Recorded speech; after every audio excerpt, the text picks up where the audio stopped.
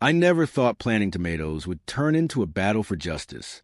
The morning sun was warm on my back as I knelt in the soft dirt, pressing the last seedling into the ground. After 15 years of 80-hour weeks as a lawyer, this was my peace, my escape. The smell of damp earth, the promise of fresh vegetables. It was all I needed. That's when I heard the voice that made my stomach tighten. "Excuse me, what do you think you're doing?"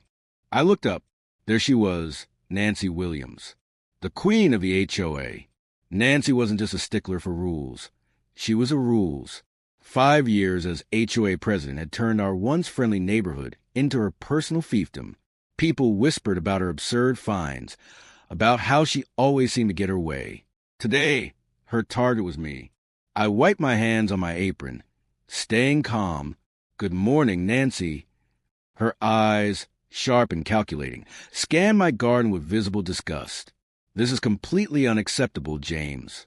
Front yards in Willow Creek Estates must be properly landscaped. Vegetable gardens belong in the backyard, hidden from view." There it was.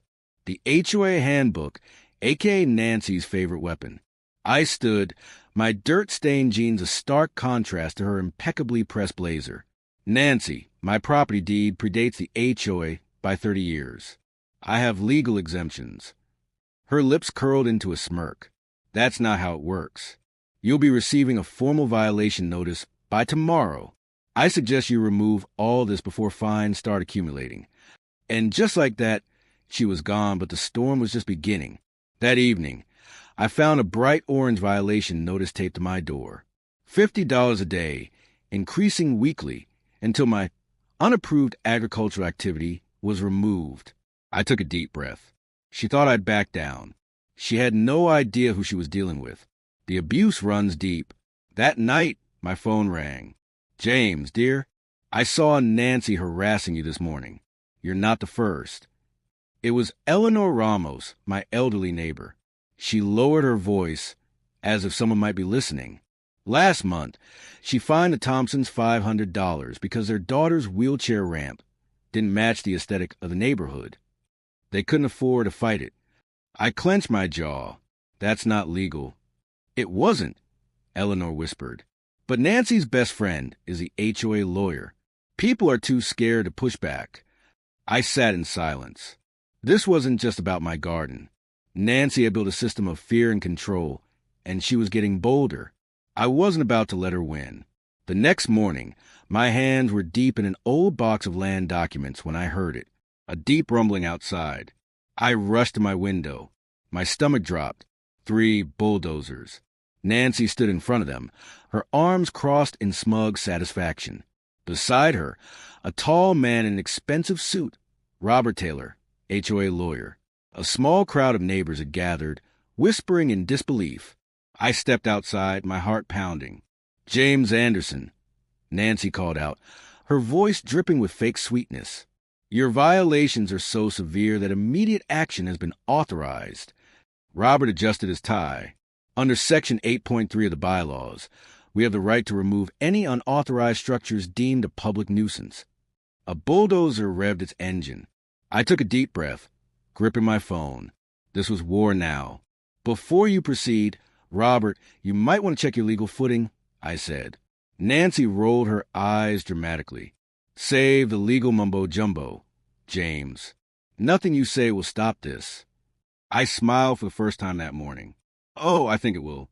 A well-timed call. Just then, a sleek black car pulled up.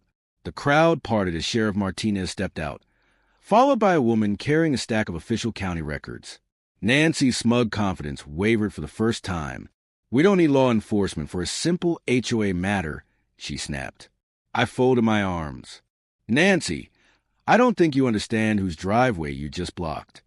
The county clerk, Miss Abernathy, spread the old survey maps across the hood of the sheriff's car. Neighbors inched closer, murmuring. Nancy leaned in, her eyes scanning the documents. The moment she saw it, her face turned pale. This can't be right," Robert stammered. "Oh, but it is," Miss Abernathy said, tapping the map.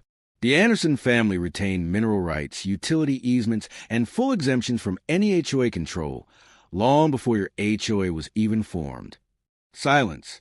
Then a shift in the crowd. The bulldozer operators cut their engines, looking uncomfortable.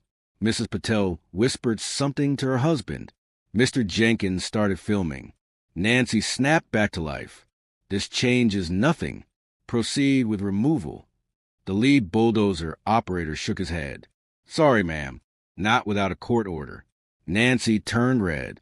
Robert grabbed her arm, whispering urgently in her ear. I stepped forward, lowering my voice. Nancy, those bulldozers? They're parked on my utility easement. That's trespassing. Her eyes widened with fear. Sheriff Martinez pulled out his citation book. Mr. Anderson, would you like to file a report for attempted property damage and trespassing? Nancy's hands curled into fists. The bulldozers started backing away. This wasn't over. Not by a long shot.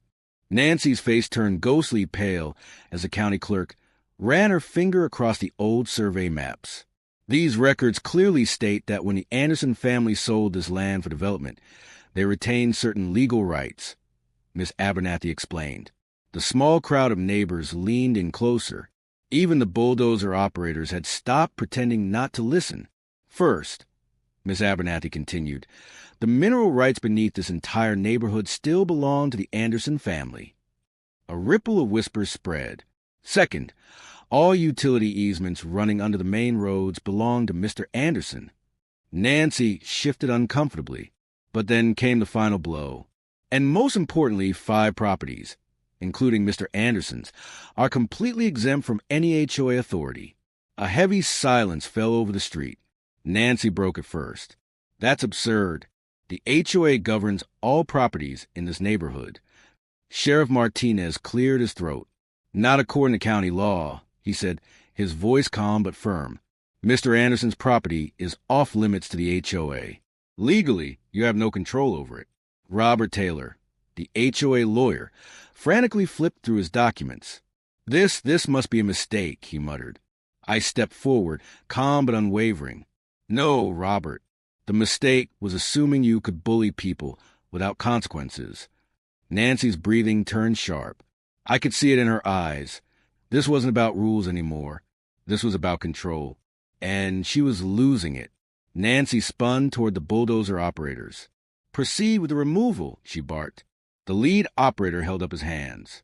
Sorry, ma'am. No court order, no action. I'm not losing my license over this. The crowd chuckled nervously. Nancy turned red.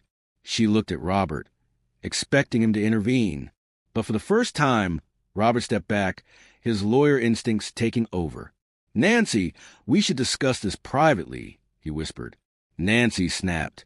No, this is MY neighborhood. My rules. You all sign contracts.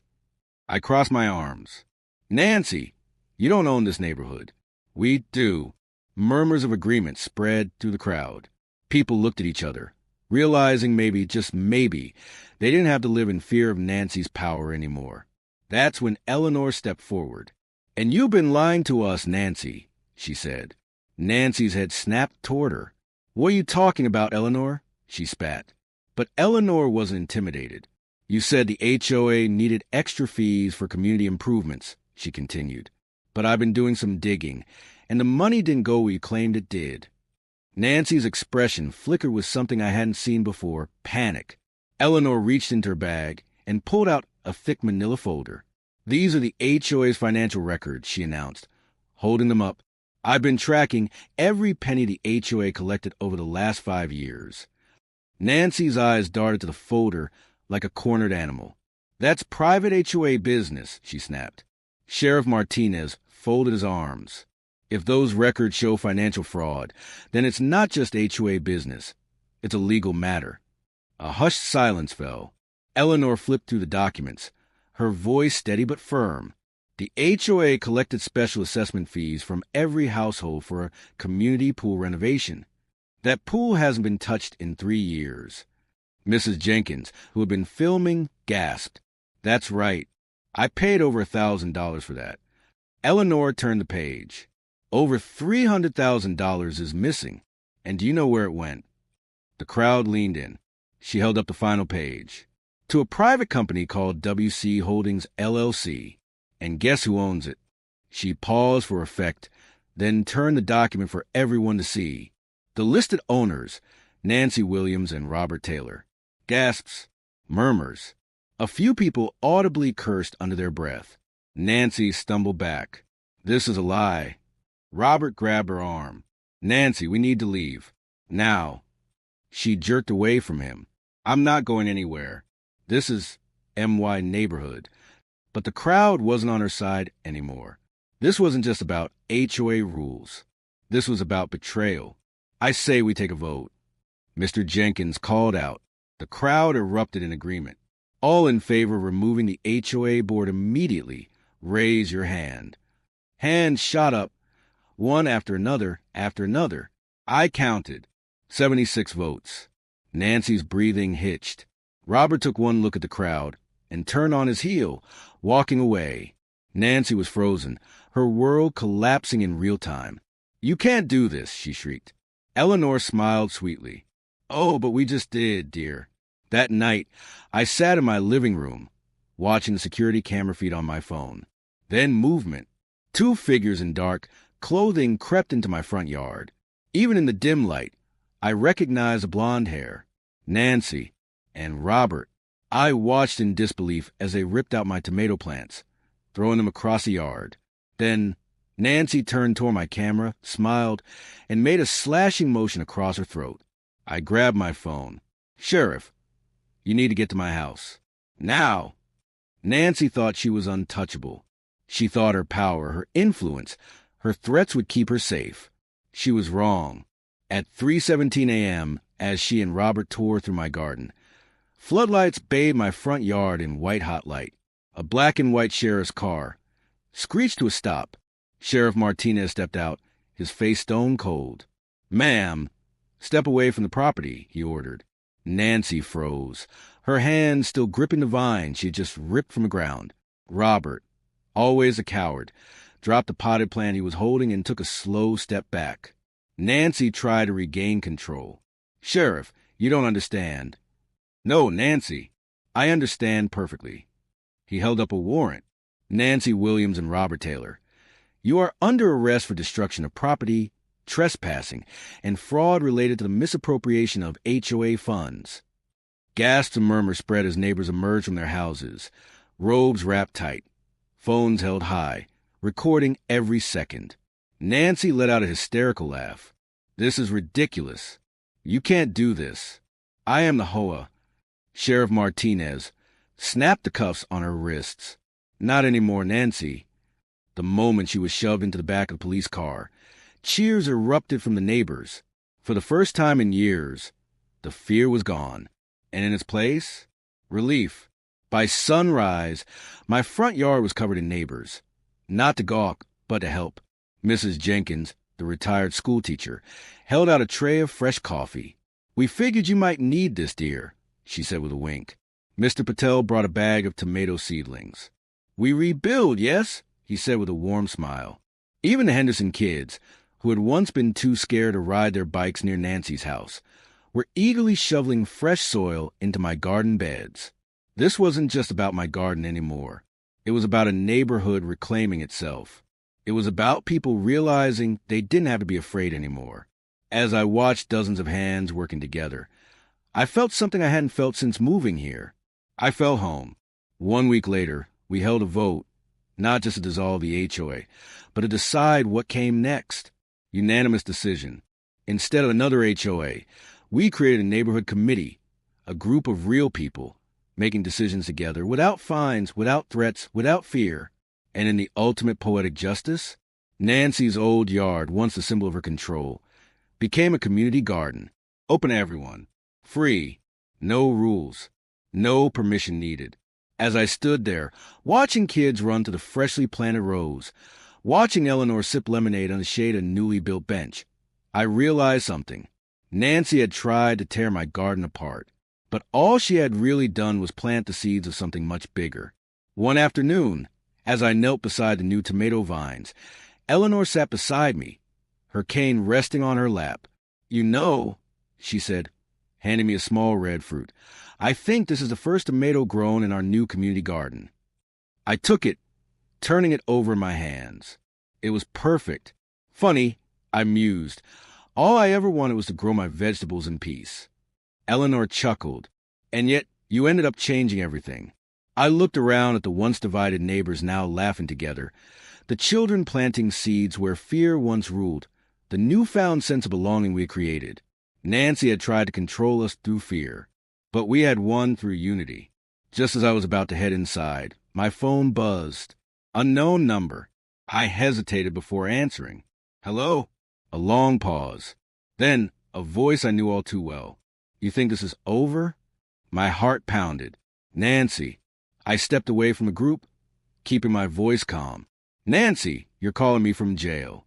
Maybe rethink your life choices. She let out a low laugh. Enjoy your little garden, James. Because when I get out, I'm going to make sure you lose everything. Click. The line went dead. I looked at my phone for a moment. Then I walked back toward my neighbors. Nancy could say whatever she wanted, because for the first time in a long time, I wasn't alone. And that was something no HOA president could ever take away. Final thoughts. Nancy thought she was above the law. She thought she could control us forever. But in the end, she lost everything because she underestimated the power of a community standing together. And my garden, it wasn't just a garden anymore. It was a reminder, a symbol, a lesson that some things are worth fighting for.